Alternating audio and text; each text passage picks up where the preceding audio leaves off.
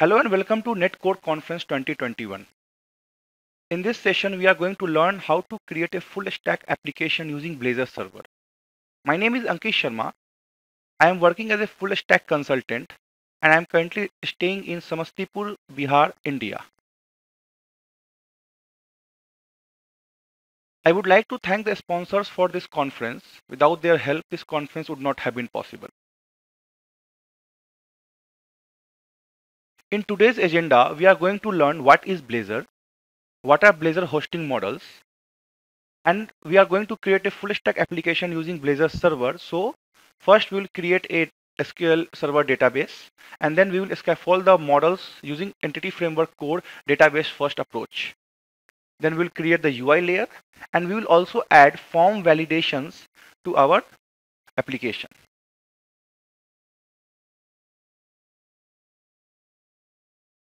What is Blazor? Blazor is a framework for building interactive client-side web UI with .NET. Blazor allows us to share server-side and client-side app logic written in .NET. We can render the UI as HTML and CSS for wide browser support, including mobile browsers. Blazor can be easily integrated with modern hosting platforms such as Docker. Let us understand what is WebAssembly. WebAssembly is a low-level assembly-like language with a compact binary format that can run in modern web browser. We can compile the code from any other languages to WebAssembly to facilitate their execution on the browser. WebAssembly is a subset of JavaScript and it is designed to complement and run alongside JavaScript. WebAssembly is developed as a web standard and it is supported by all the major browsers without the help of any extra plugins.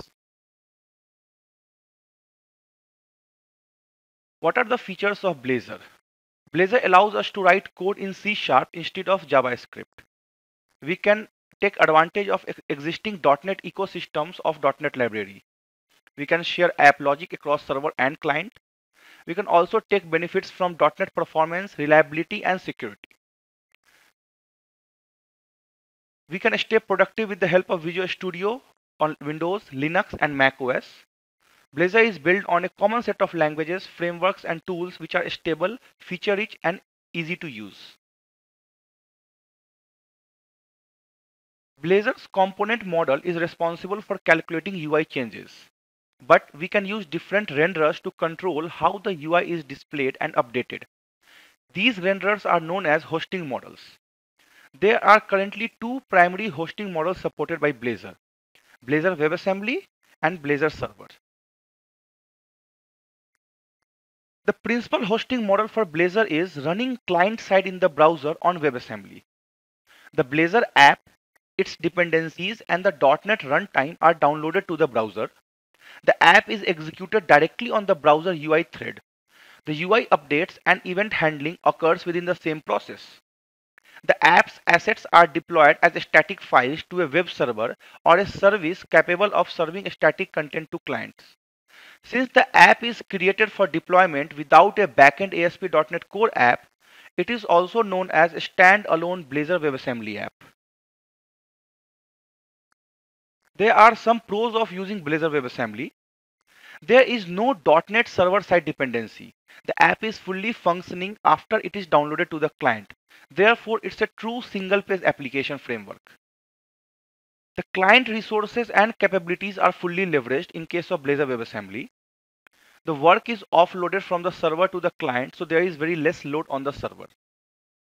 An ASP.NET Core web server is not required to host the app. Therefore, serverless deployment scenarios are possible. For example, we can serve the app from a CDN. However, there are some cons for Blazor WebAssembly also. The app is restricted to the capabilities of browser. We need capable client hardware and software. For example, WebAssembly support is required for a Blazor WebAssembly to function. IE11 and some older browser has no support for WebAssembly. Therefore, we cannot run Blazor WebAssembly app on those browsers. The download size is large and app takes longer to load. The .NET runtime and tooling support is less mature. For example, limitations exist in .NET standard support and debugging. Let us understand Blazor Server. In this model, the Blazor application runs on the server on the top of full .NET Core runtime. When the user loads the application, a small JavaScript file is downloaded, which establishes a real-time two-way signal arc connection with the server. Any interaction that the user has with the app is then transmitted back to the server over the signal arc connection for the server to process. After the server is done, any UI updates are transmitted back to the client and applied to the DOM. Let us understand the pros for using Blazor server. Download size is significantly smaller than a Blazor WebAssembly app, and the app loads much faster. The app takes full advantage of server capabilities, including use of any .NET Core compatible APIs. .NET Core on server is used to run the app, so existing .NET tooling such as debugging works as expected. The app's .NET or C# code base, including the app's component code, is not served to the client, so the code is served. So the code stays on the server, and hence it is more secure. There are a few cons of Blazor server also. Blazor server app has high latency since every user interaction involves a network hop. There is no offline support. If the client connection fails, the app stops working. One of the major problems of Blazor server is scalability. If there are multiple users, the server must manage multiple client connection and handle the client state. An ASP.NET Core server is required to serve the app, hence serverless deployment scenarios are not possible. In this talk, we are going to create a full stack application using Blazor server. So we have to fulfill some prerequisites before we start with our app development. We need to install Visual Studio 2019, and while installing Visual Studio 2019, please make sure that you have selected the ASP.NET and web development workload. And we need to use SQL Server, so please install SQL Server also because we are going to use it as our database. We will install the package for database provider that we are targeting, which is SQL Server in this case. Hence, we will install Microsoft.Entity Framework Core.SQL Server NuGet package. Similarly, since we are using Entity Framework tools to create a model from the existing database, we will install the tools package as well. Therefore, we will install Microsoft.Entity Framework Core.Tools NuGet package. So it's demo time. Let us navigate to Visual Studio and we'll start with our app development. We have opened the Visual Studio 2019. Now we are going to create a Blazor server project. Click on create a new project. From the templates, select Blazor app and then click on next. In the configure your new project screen, put the name of the project. So we are going to put the name as Blazor demo. And then click on create. In this next section, it will ask you to create the hosting model. So here you can see there are two options, Blazor server app and Blazor WebAssembly app. So we are going to select the Blazor server app. In the drop down menu, you have to select the latest .NET version. So in my machine, there are two .NET versions installed, .NET Core 3.1 and .NET 5. So I have selected .NET 5, I have selected Blazor server app, and then I will click on the create button. Once you click on the create button, your Blazor server project will be created. So I have already created a Blazor server project, so I'm not going to do it again. I will be using the existing project for that. So here is my Blazor server demo application.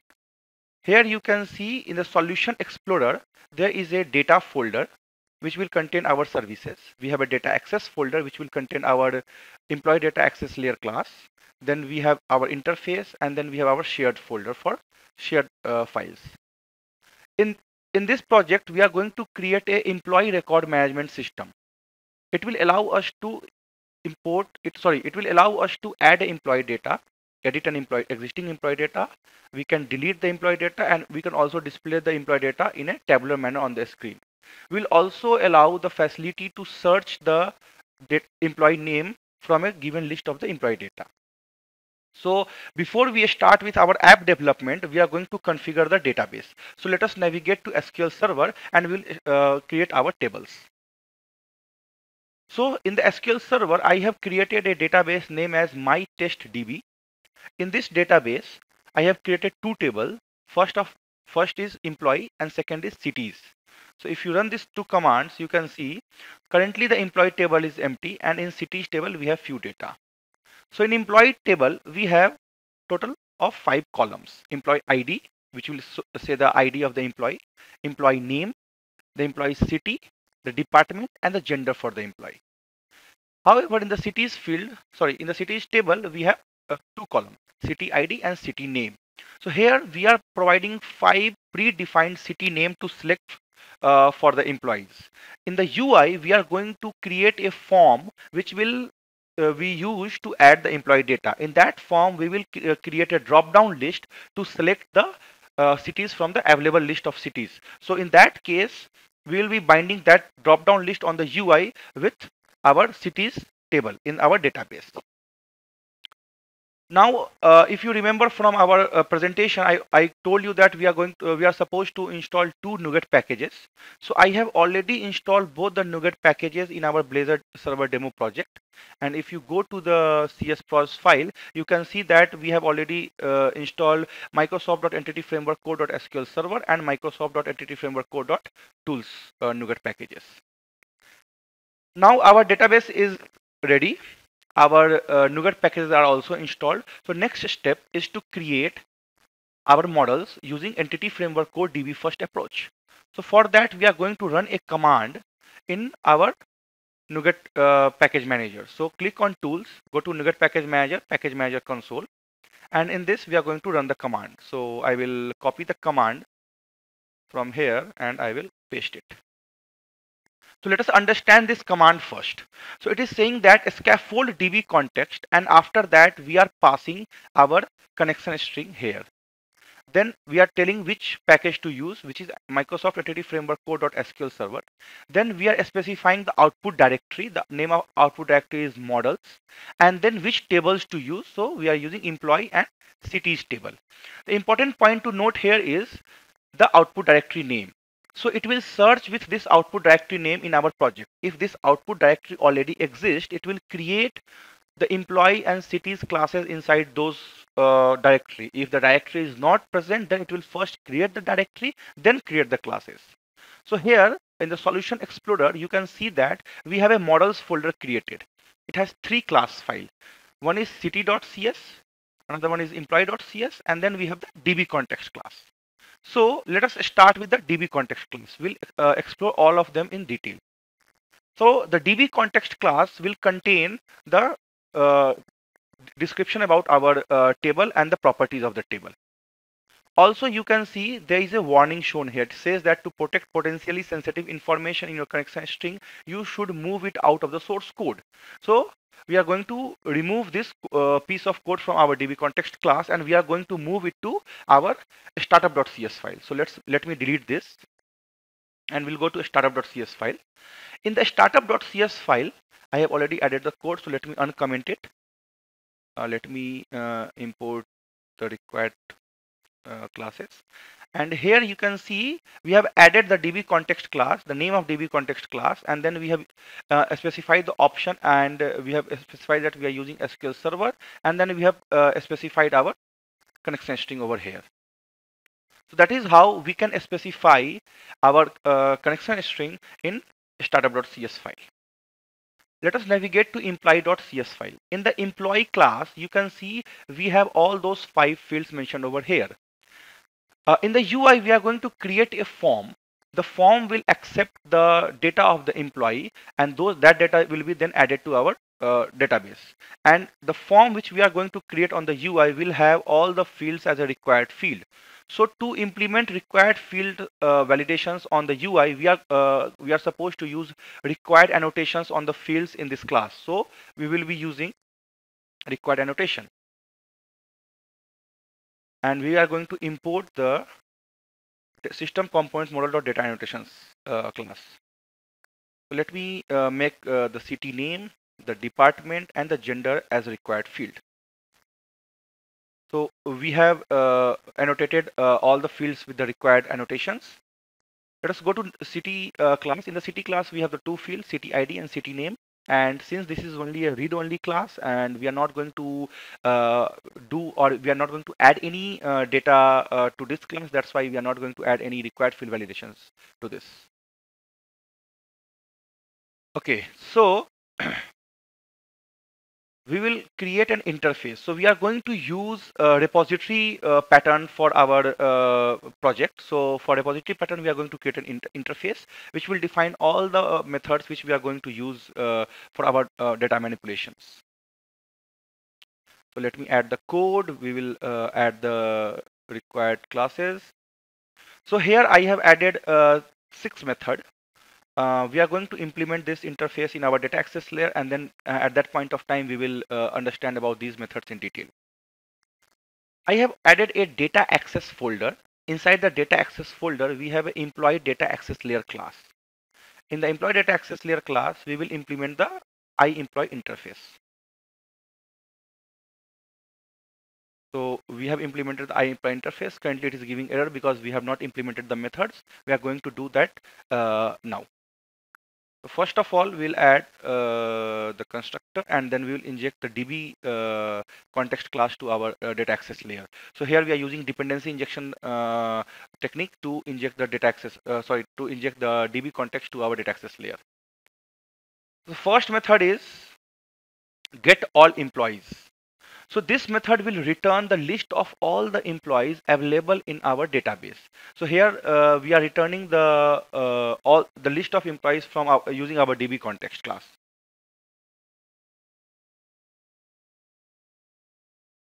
Then we have the add employee method. This method will accept a parameter of type employee, and then it will add the employee data to our employees table. Then we have the update employee method, and as the name suggests, it will update an existing employee record. It will accept the employee record, it will accept the employee data as a parameter, and then it will update the existing employee record based on the employee ID. Then we have the get employee data method. This method will accept the employee ID as a parameter, and based on the employee ID, it will return one single record of the employee. So this method will be helpful when we are going to implement the edit functionality on the UI, because in case of the edit functionality, we need to fetch the details of one particular employee. So in that case, we are going to pass the employee ID from the UI, and then it will return the data of that particular employee.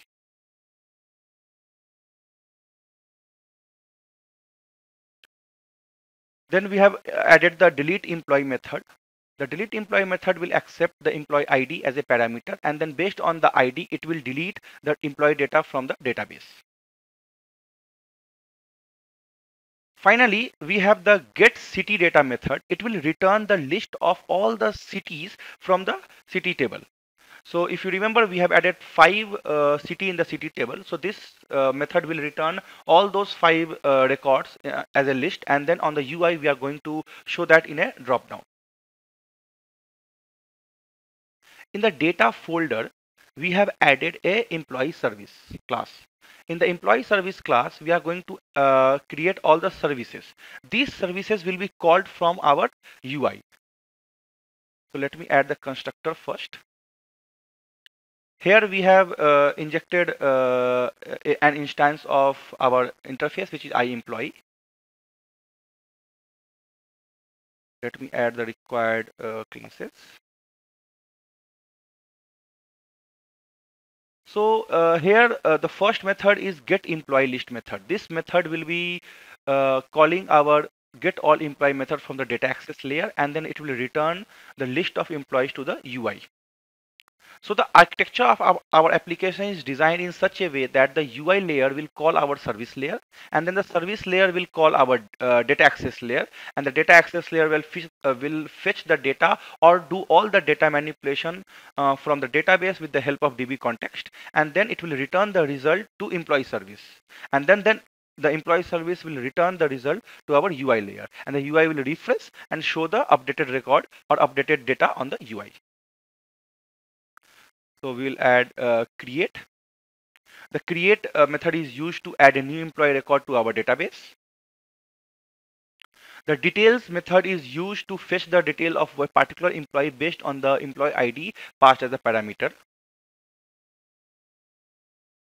Then we have the edit function, edit method. This edit method will accept the employee record as a parameter, and then it will call the update employee method to update the employee data. Then we have the delete method. It is used to delete the employee record. Then finally we'll add the get cities method. The get cities method will fetch the list of cities by calling get city data method from our data access layer. So we have created our data access layer. We have created our services. Now in the startup.cs file, we are going to configure the instance or the lifetime of our service. So we are going to add a scoped lifetime for our employee service. Also, we have to inject the transient lifetime of iEmployee interface to employee data access layer. So by doing so, we will make sure that the employee service is accessible to be the employee service is accessible to the UI layer, and we can directly access the method of employee service from our UI. So this finishes the backend part or the server part of the code. Now we will move to the pages folder, and in the pages folder we will create our Blazor components. So let me close these files and then let us understand the pages folder. In the pages folder, I have already created two components. One is called add edit employee.razor. Another one is called employee data.razor. And here I have also created a base class for our component. So the employee data.razor component is used to fetch the list of all the employees from the database, and it will be displayed on the UI in a tabular manner. And we will also use this component to delete any existing employee data. Whereas add edit employee.razor component is used to add and edit an existing employee data. So first we will configure the add edit employee.razor component. So in this component, here you can see we have the base class for add edit employee component, and here we have injected the employee service, and we have also injected the navigation manager. So this navigation manager class will allow us to navigate from one component to another component. And we have also created a parameter employee ID for this component. So when we are we will be using same component for both add and edit functionality. So how do we differentiate when the add is called and when the edit is called? So for that we are going to use this parameter employee ID. If the parameter employee ID is set, this means this is an edit call because we are passing a employee ID.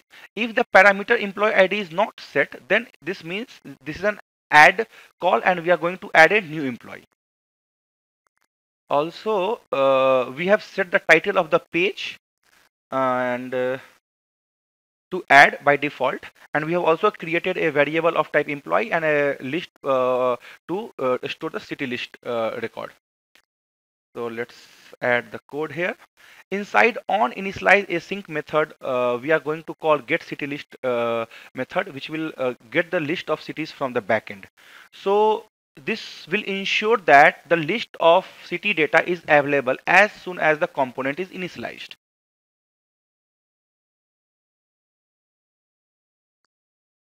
Then we have the on parameter set async life cycle method. Inside this method, we are going to check if the employee ID is 0 or not. If the employee ID is not 0, this means this is a edit call. We will set the title of the page as edit, and then we will fetch the details of the employee based on the employee ID, and we will assign it to the employee property.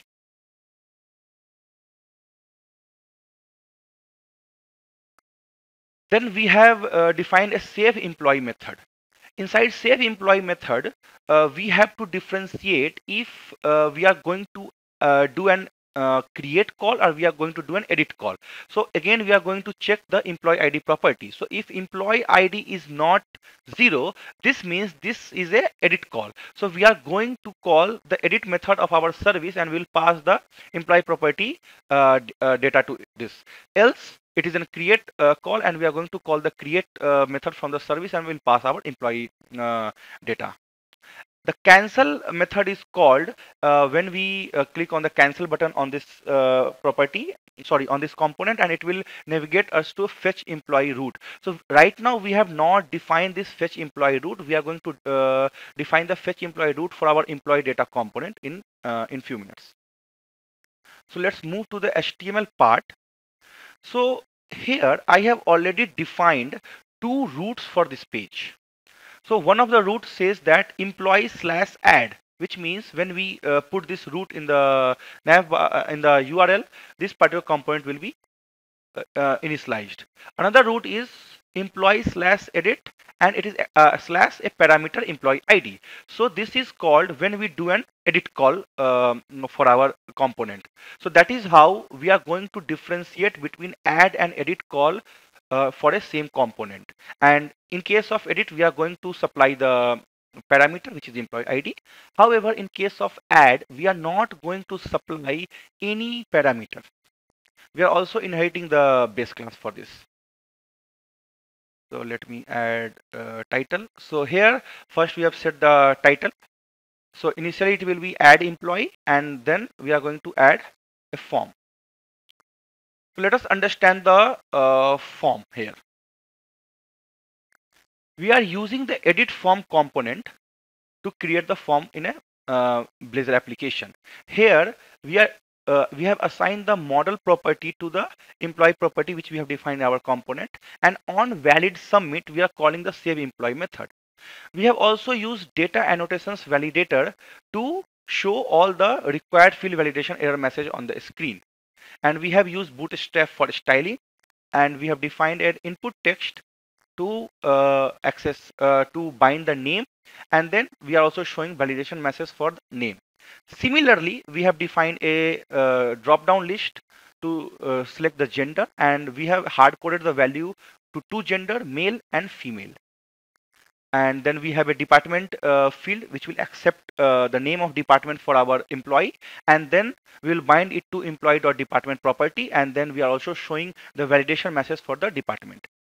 The interesting part here is the last field, which is the city drop down list. Here you can see we are using a for each loop to fulfill the options property in this select, and we are fetching the list of data from the city list variable, which we have defined over here. And this city list variable is populated when the component is initialized. So as soon as the component is initialized, the city list variable is populated. Then while binding the data, we can bind the value to this drop down list, and all the city data which we have defined in our database is available to be bind at the time of initialization, and it will be shown in the drop down list over here. And then we have the validation message for city. We have defined two buttons. One is of type submit, and when we click on the button save, the form is submitted, and if the form has a valid submit, which means there is no client side validation error, the save employee method will be called. Another one is a button called cancel, and when we click on the cancel button, it will navigate us back to the employee data component. So this is how we have defined the form to add and edit an employee data for our application. Let us move to employee data component. So in the base class, first of all, we are going to write the method to do all the data manipulation. So here we have injected the employee service, and then we have also defined few variables to work on. First of them is employee list, which will fetch the list of data from our backend. Then we have search employee data. It will also contain the list of employee data. And then we have a variable of type employee, which will be used to show a confirmation message when we do a delete operation. And then we have a property called search string, which is going to hold the value which we will use to search the data. So let us start.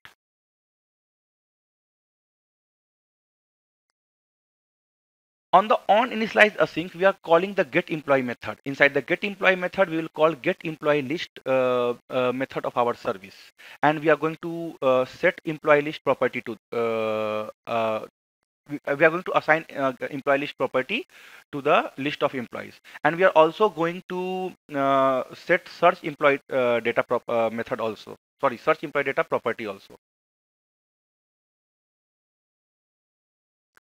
We have a filter employee method. What will happen in case of filter employee? So this method is called whenever we do a search on our data.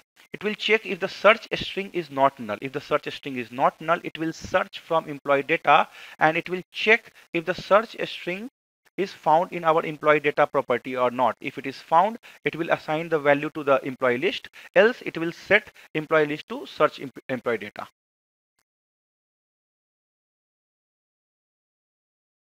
Then we have defined two methods. First of them is delete confirm.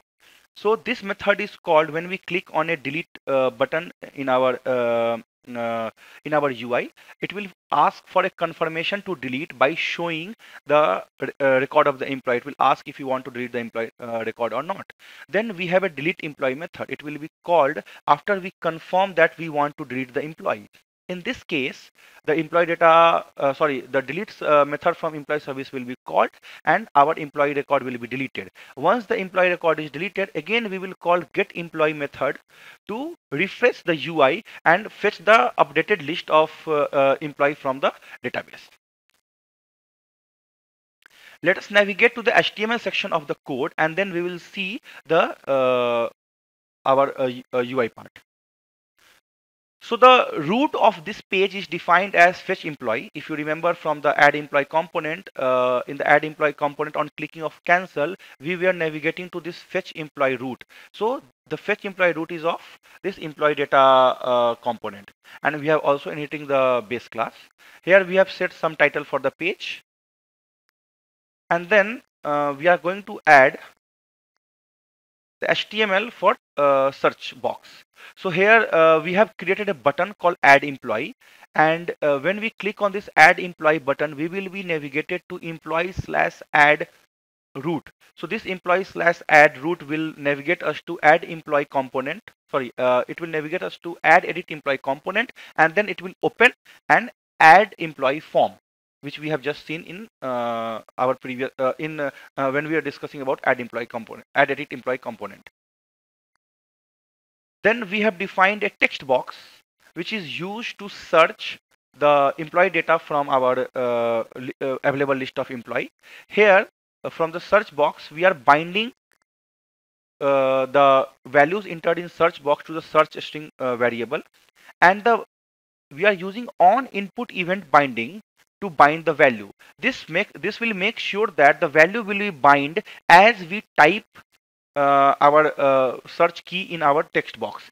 This will make sure that the search will happen as we type, and on key up event will call filter employee method. So the search will work as we type. We do not need to use any search button or any other external events. The search will work as we type the data. So we are going to see it in action once we see the demo.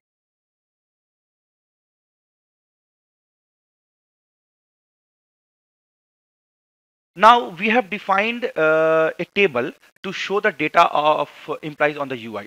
So first we'll check if employee list is null or not. If it is null, we are going to show a loading message on the screen. Else we are going to show a table, and in the table we are going to bind all the values from the employee list variable using a for each loop. And corresponding to each row, we are going to display two buttons. One is the edit button. When we click on the edit button, the user will be navigated to employee/edit/employee ID path. This means the user will be navigated to the add edit employee component. But since we are passing the employee ID in this route, hence the edit part of that add edit employee component will be invoked. Also, we have a button which is used to call the delete confirm method. It will open a model pop-up which is called delete employee model, and this model pop-up is defined over here. So we are using a bootstrap model for this. And when we click on this button, we are binding the ID of the model delete employee to the data target property of this button delete employee model over here. So as soon as we click on this button, a model pop-up will open. This model pop-up will display the employee data, and then it will ask for a confirmation. Do you want to delete this employee? And we are providing two buttons in this model, yes and no. If I click on the yes button, the delete employee method will be called and we will pass the employee ID to it. This will delete the employee data, and then it will also refresh the data from the backend, and we will see the updated list of employee data on the screen. If I click on no, the model will be dismissed and no action will be taken. Finally, we are going to add the link in nav menu. So in the nav menu, I have already added the nav link for fetch employee component. Here you can see the href is defined as fetch employee, which is the root for our fetch employee component. So let us run this code and see the demo and see how the code is working in real time.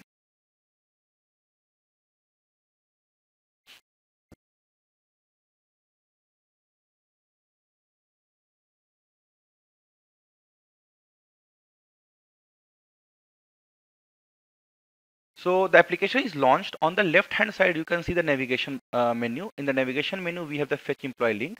As soon as I click on fetch employee link, we will be navigated to the fetch employee component. Here you can see currently there is an empty table because there is no data in the database. Let us go to database and run our query again. You can see that the employee table is empty. So there is no data in the database. Here you can see we have an add employee button, and also we have a search employee by name field. So let's click on add employee button. You will be navigated to employee slash add root, and this is our add employee component. If I click on save, you can see it will throw the required field validation on the UI. Hence, there is no data sent to the backend because the required field validations are failed. So we have to first fill all the fields, then only the data will be saved. So let me add a employee data.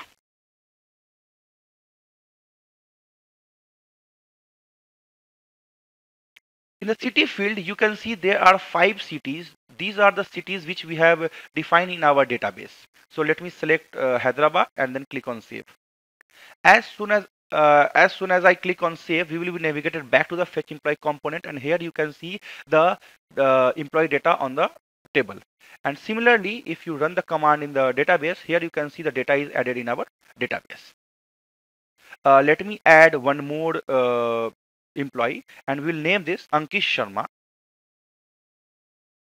We put the gender as female and designation as QA and city as Bengaluru, and then click on save.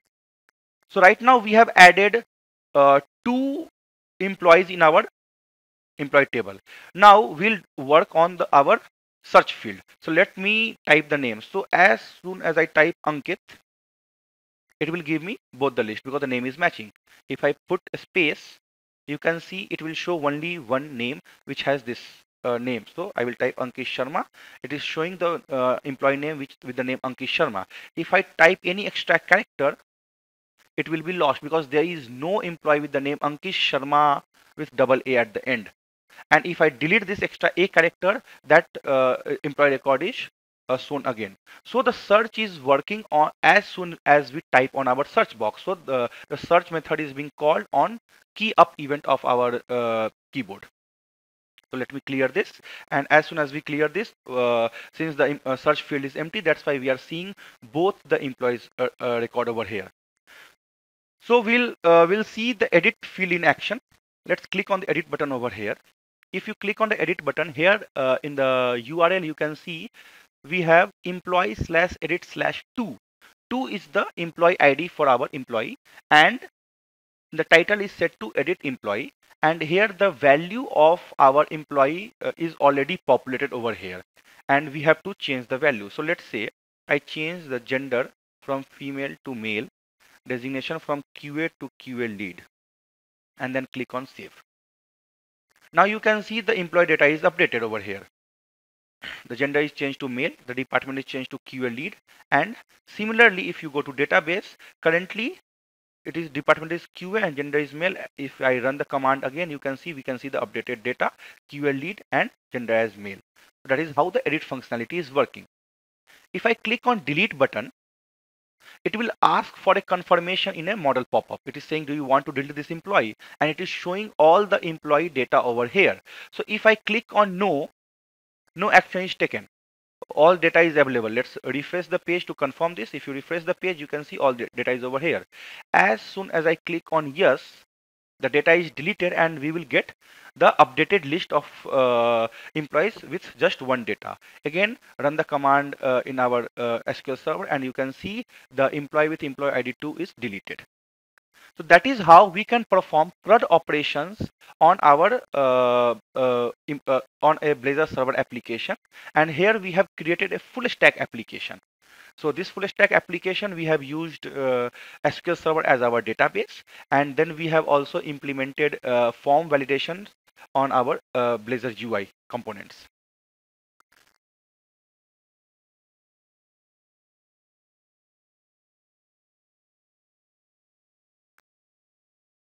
Now, before we close, I want to share few resources for this talk. So the GitHub repository for this talk, this project is already available at bit.ly/blazor-server-code. And you can also refer to my personal blog, ankitsharmablogs.com. On this site, you can learn a lot about Blazor, ASP.NET Core, and other Microsoft technologies. You can also refer to blazor.net, which is the official documentation of Blazor, to learn more about Blazor. Before we close, I want to thank the sponsors again. Without the help of the sponsors, this conference would not have been possible. Thank you everyone for joining this talk. I hope you have enjoyed the talk and you have learned how to create a full stack application using Blazor.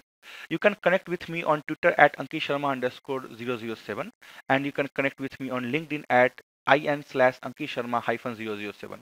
Feel free to connect with me and we can discuss about web development, Blazor and ASP.NET Core and anything technical in detail.